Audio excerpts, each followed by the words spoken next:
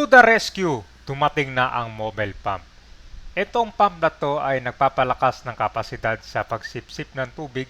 Kaya nitong mag-pump ng humigit kumulang 1 cubic meter ng tubig bawat segundo. So katumbas ng hanggat isang kalating Olympic size swimming pool. So pagpapatulak ng tubig kapag high tide, so yung mga tubig galing dito kabayan sa Remedios Drainage tawag nila dito.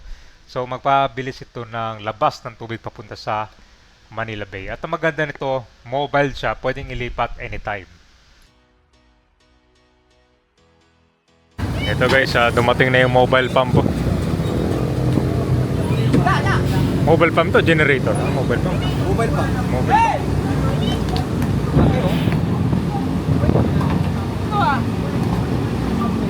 Guys, dumating na yung mobile pump po. Grabe. Ito yung malaking water pump. Parang turbo eh, no? Water pump yun eh. Oh. Mas maganda to kasi nasa track na, no? Mas malaki to last year. So mamaya magpapasample to ng tubig. Ito rin yung nandyan. Ito may ginamit din last year? Hindi, yung nasa lalim yan. Yan din yan. Yung, ano, parang submersible. So guys, siniset up na yung mobile pump dito. Well yan, higupin tong tubig galing dito sa baba. Pangit yung hose, dapat sa galon. Doon mo iluglog. Abot ba? O hindi? Masyado galon. Medyo ano.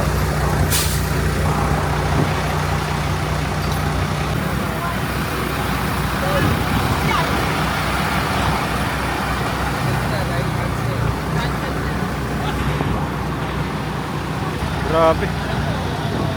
Yung tali parang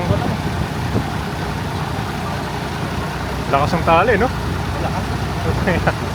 Parang gutter lang ng damit, no?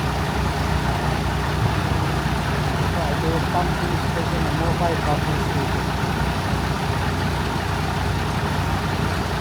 Grabe guys.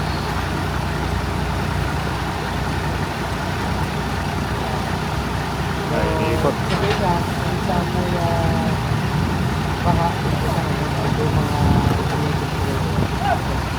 Baka mahilo na eh, kakaikot. dalawa pa yung parang turbo. Ikot yan. Turbo nga, no? Hanggang na nakakita ng water pump, malaki lang ito. Para siyang vacuum eh, no? Oo. Ito ay Pump po yan. Oo. Sa MMDA po yan, hindi din natin alam kung ilan ang capacity. Pero ang circumference po ng pangigip niya ay 14 inches. Po yung binigay yung 14? Opo, 1/4. Ano ibig sabihin nun, sir? Malaki po yung circumference ng kanya Oo. ng vacuum. Oo. So, ganun po kalaki yung heat. Bakit dito na nakalagay, sir? Bakit dito i-install? Yung kasi yung top natin halos ay dito nagdadaan sa akin. Hmm. Oo, yung pong papabaha po sa lugar ng Malbar, dito Hmm. nyo talaga yung labas na. Hmm. Nabanggit nyo galing MMDA. Branch nyo ito o Sir, ma'am, sa NMPA po yan, pero Oo. yung brand nyo na ako. Oh. Ilan pong pumping station meron na tayo dito along Rojas? Marami po tayo rito.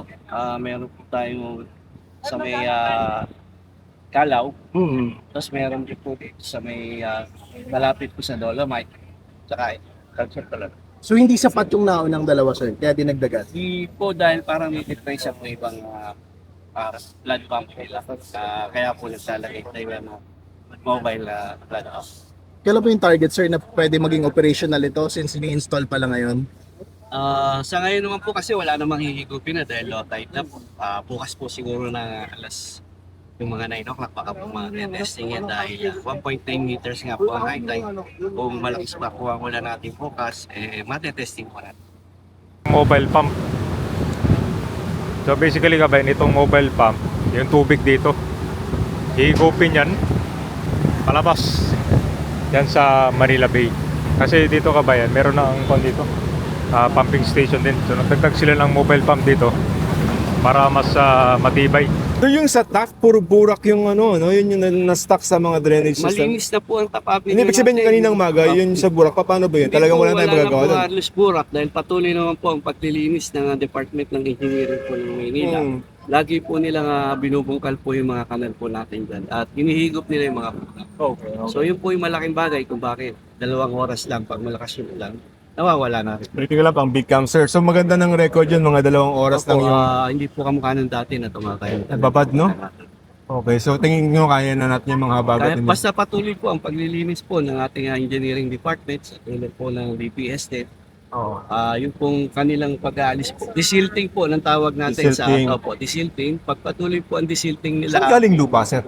Siyempre po yung mga espalto po na nahugasan ng ulan. Yun po okay. ang may mga buhangin din. Part po, component po yung buhangin. Alright.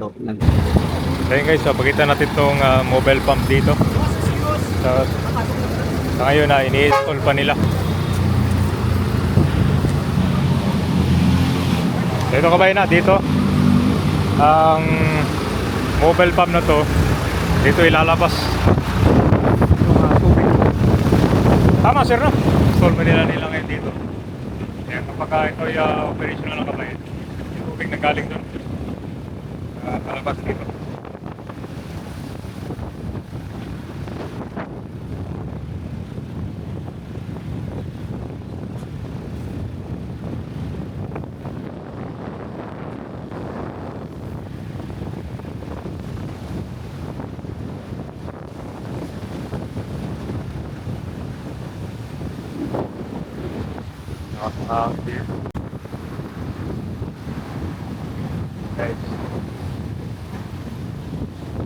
Dito kasi may panto kabayan, meron tong drainage dito. Kailangan malabas agad yung tubig para yung mga tubig galing sa ibang lugar ng Manila mapunta ito at saka malabas agad dito sa Manila Bay.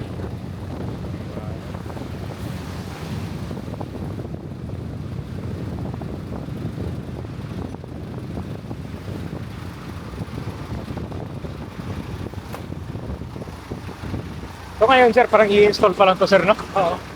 Ano parang permanent siya ilalagay dito? O parang pala temporary? Temporary. Tama sir, no? Igupin yung tubig galing dito sa, ano pa tawag dito? Drainage. Remedios main na Remedios main drainage. Igupin yung tubig palabas dito. Alright, sige. Baka natin kabayan ha. Pag ako na to gumana.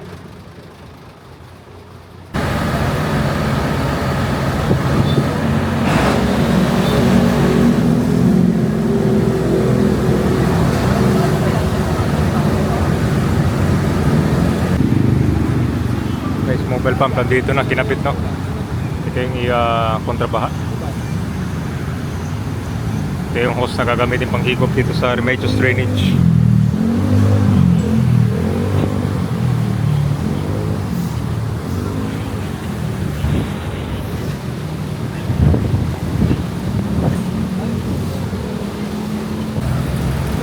Tayo mo talaga matapos